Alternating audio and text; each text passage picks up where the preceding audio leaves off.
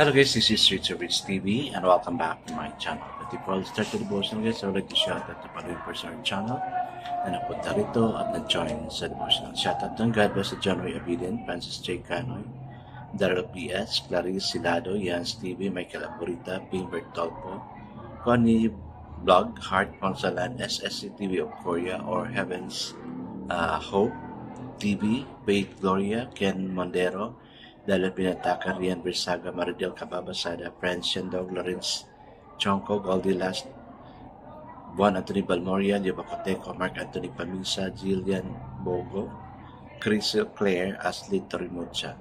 Shoutout na rin sa mga hindi nakisabay na manood sa devotional but still nagpunta pa rin dito para manood at makinig sa devotional. God bless us all guys.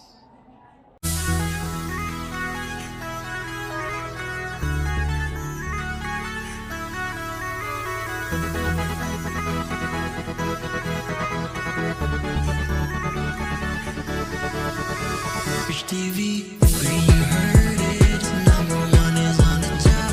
Good advice is they'll never stop. Rich TV, where you heard it, number one is on the top. Good advice is they'll never stop. Napakabilis ng panahon. Kahapon, Monday lang. Ngayon, Tuesday na. Bukas, Wednesday na naman. Grabe, no? Pero wala tayong magawa. Kaya, let's make our day worth it. Lalo-lalo na para kay Lord. Okay guys, sa Presbyterian Devotional, let's go back to Revelation chapter 2 again. No? Today, we will be reading verse 18 to 20. Still guys, I'm using the Devotional Study Bible because the words used is simplified na maintindihan talaga natin.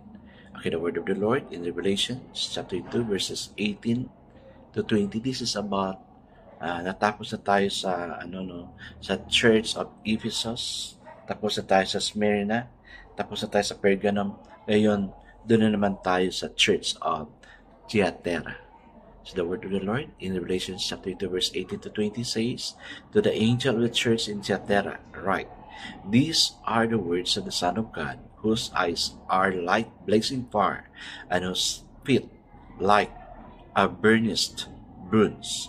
I know your deeds, your love and faith, your service and perseverance, and that you are now doing more than you did at first. Nevertheless, I have this against you. You tolerate the woman Jezebel, who calls herself a prophetess. By her teaching, she misleads my servant into sexual immorality and the eating of food sacrificed to idols." Amen and amen. Okay guys, let's now pray. Yes, Lord, probably the people of the church, Lord God, is so faithful, but because they revere and swayed away from you, Lord God, they worship an idol. They worship a prophetess whom they believe a real prophet, but yet this prophet, Lord God, lead them to something bad, Lord God. Father, sa condition namin ngayon, oh God, grabe na talaga ang change. We do not know what will happen to our future generation, na ikaw na pala sa kanila, oh God, alam mo ang situation. That's why, Lord, as we hear the very responsibility we have for them, Lord God, is just to pray for them and even disciple them, teaching them, Lord God. But without you, we can really do nothing.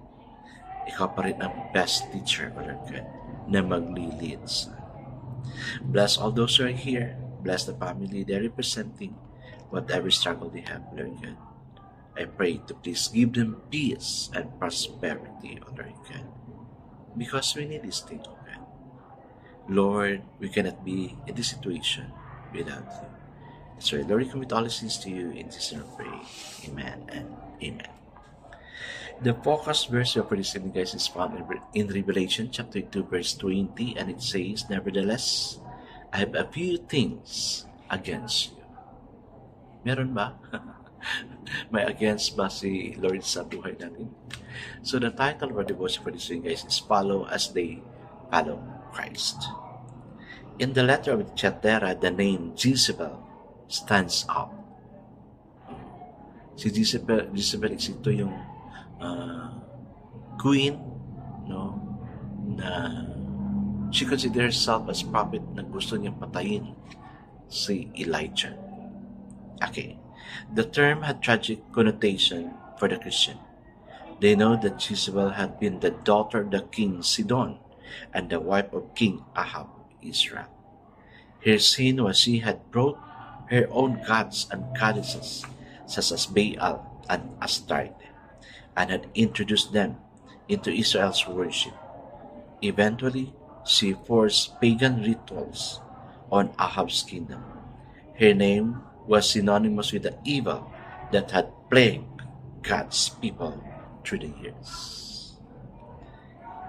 Jesus clearly identified one of the leading women in the church at Thyatira as a Jezebel. She had preached Christ but had led the church into the pagan guild, where idols were worshipped and where the despicable immoral acts were condoned and encouraged. She was prophetess who had nearly destroyed the church. May prophet mang ganyan against kay Lord. How easily the church can drift from its sole purpose and end up resisting Christ rather than preaching Christ. When we read Christian history, we can see the Jezebel of both sexes who have led the church into compromise with evil. Look at the Middle Ages, or at Hitler's Germany, or some churches in our time. Yes, ang Jezebel spirit is very rampant this time. Grabe talaga. Siya yung ang dami niya nagawa. She wanted to destroy Christianity. And this time, no, marami kasi siyang God, hindi lang iisa. So si King Ahab is, nadala niya rin na nag-worship. Because of course, wife niya. Kaya, let's be careful in choosing a mate. So may mga asawa na dyan, pray for your wife, pray for your husband. Paano yung ginawa niya? I-pray mo. Paano yung hindi mo nagustuhan sa kanya? I-pray mo siya. And I know God will really answer. Sa mga kabataan, to our youth, I'm really praying for discernment for you. Be unequally yoked with unbeliever. Lalo-lalo na if you are a believer. Well, if you consider yourself unbeliever, then do something that you will have a relationship with God. Because at this time, guys, importante talaga na may Panginoon tayo. Very dangerous in your life na wala tayong Panginoon at this time. Let's focus on God, and that is Jesus Christ. So God will send us the Holy Spirit to manifest in us. Follow as they follow Christ. Yes, there's a title. We need to follow Christ. We need to follow Christ. Hey guys, let's now pray. Father God, judgment begins with the household of God. Father God, teach us to be serious, to be close with you, O God, so we'll not be tempted by the smorgasbord offered by this word. Amen and amen. Yes, guys, as the title says, follow as they follow Christ. We need to. God bless us always, because I know that your best is 10 times better. This is again Rich Words TV. Kita-kita tayo ulit sa muli. Paalam!